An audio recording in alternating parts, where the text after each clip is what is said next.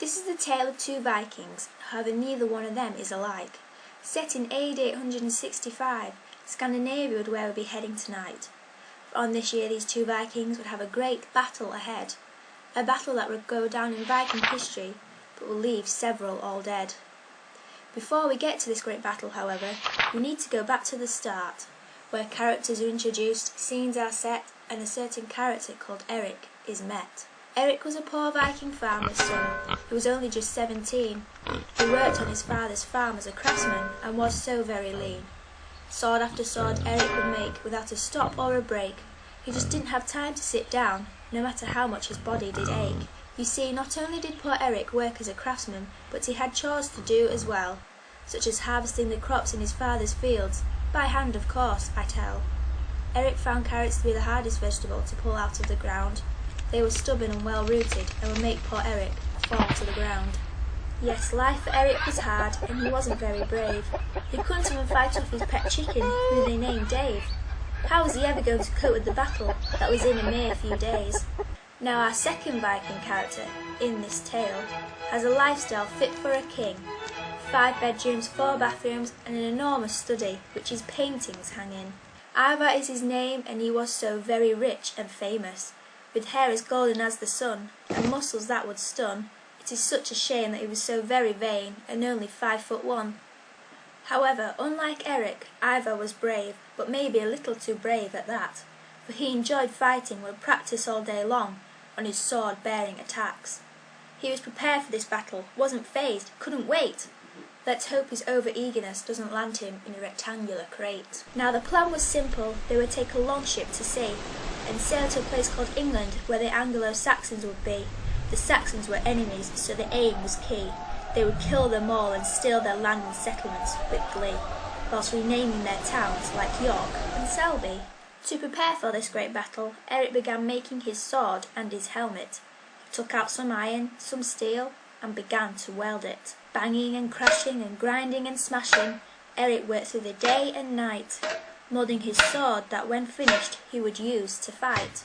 Ivar's way of preparing for the battle ahead was very relaxed and calm. He wasn't building a sword from scratch like Eric in his farm. No, Ivar had money, so he hired people to help instead, a craftsman for his weapons and a tailor who would measure him from his toes to his head. The day of the battle Eric had finally finished his sword. It was plain but sturdy, which mattered most of all. Ivar's tailor placed his helmet on top of his head.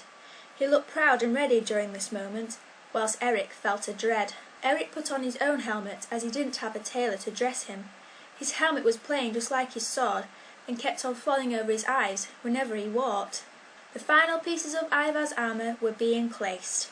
He wore a helmet made from the hardest of steel, a chest plate that wouldn't disintegrate, and the finishing touch, a ruby red cape made from the purest silk which softly did drape.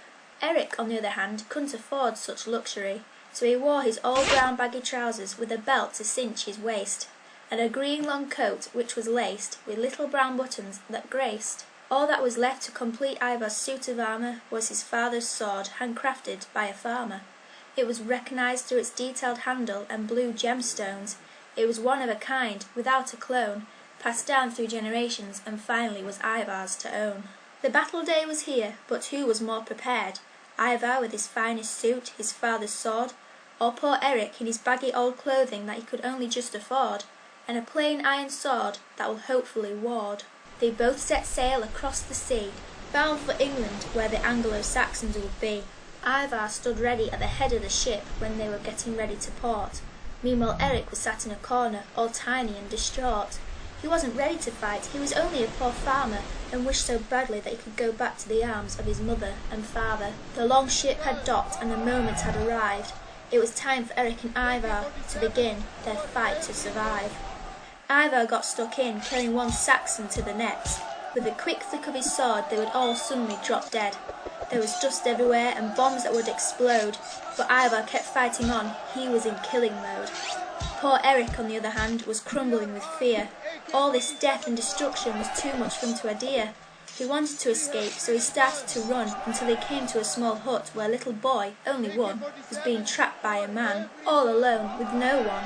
As Eric watched on, he felt a powerful surge. He didn't take flight, but actually wanted to fight. As he saw the child was helpless, he charged the man with his sword in his hand, and he felt a rage that span across his head as he shouted, "I can!"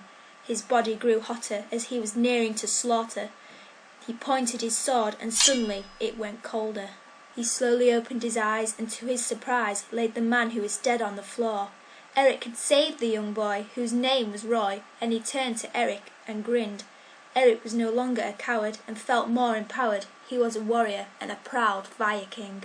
The great battle continued for several years until it finished in AD 878.